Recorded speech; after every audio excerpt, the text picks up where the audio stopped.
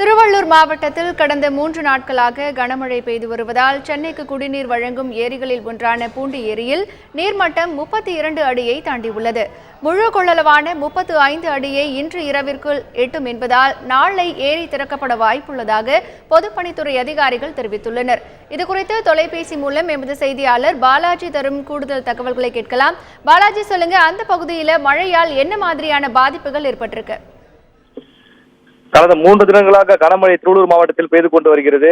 இதன் காரணமாக தற்போது இன்று காலை சென்னையிலிருந்து ஊத்துக்கோட்டை, அதாவது திருப்பதி, காலாஸ்திரி போன்ற ஆந்திராவில் முக்கிய பகுதி செல்லக்கூடிய அந்த வழியில ஊத்துக்கோட்டை இடையே ஆரணி ஆறு நிரம்பிய காரணத்தினால் சாலை மீது வெள்ளம் போல் தண்ணீர் போய்கொண்டிருக்கிறது. அதனால் அந்த வழியாக செல்லும் அனைத்து வாகனங்களை ரத்து செய்திருக்காங்க.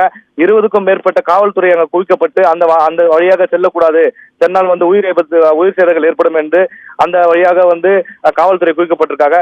மேலும் 3 நாட்களாக வீடுக்குள் தண்ணீர் புகுந்ததால் பொதுமக்களின் இயல்பு வாழ்க்கை முற்றிலும் பாதிக்கப்பட்டிருக்கு. இது ஒரு பக்கம் இருக்க, அனைத்து சாலைகள், அதாவது முக்கியமாக சாலைகளின் போக்குவரத்து இங்க பாதிக்கப்பட்டு இருக்கிறது. வீடுக்குள் தண்ணீர் புகுந்து ஒரு பக்கம் இருந்தாலும் சாலைகளில் போக்குவரத்து பாதிக்கப்பட்டிருக்கிறதால் இங்க மக்கள் பெரும் பாதிப்பு உள்ளாயிருக்காங்க.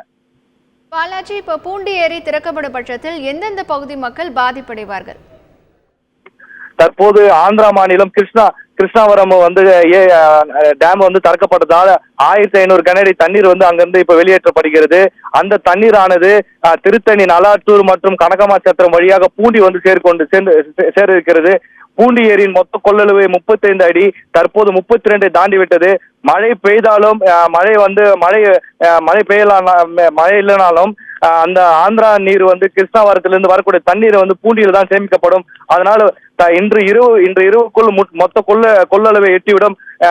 நாளைக்கு காலை அல்லது நாளைக்கு ஒரு 10 அல்லது 11 மணி அளவில் ஏரியை இங்க உபரி நீர்களை திறந்து விடப்படும் என்று பொதுப்பணித்துறை அதிகாரிகள் தகவல் கொடுத்திருக்காங்க. மேலும் மாவட்ட ஆட்சியர் வெள்ள எச்சரிக்கை அபாயம் கொடுத்திருக்கார். இந்த கிருஷ்ணாவரம் தண்ணீர் திறந்து விடப்பட்டதால் மழை இல்லைனாலும் தண்ணீர் ரொம்பிவிடும். அதனால கொசஸ்தலை ஆற்றோடு உள்ள குடியிருப்புகளை உஷார்படுத்தி வைக்கிறார்கள். மேலும் 36 பேர் சேர்ந்த நெடுஞ்சாலைத்துறை, பொதுப்பணித்துறை, வருவாய்த்துறை அதிகாரிகள் 24 மணி நேரம் இந்த கொசஸ்தலை ஆற்று கண்காணிப்பில் வைக்கப்பட்டு வருகிறார்கள்.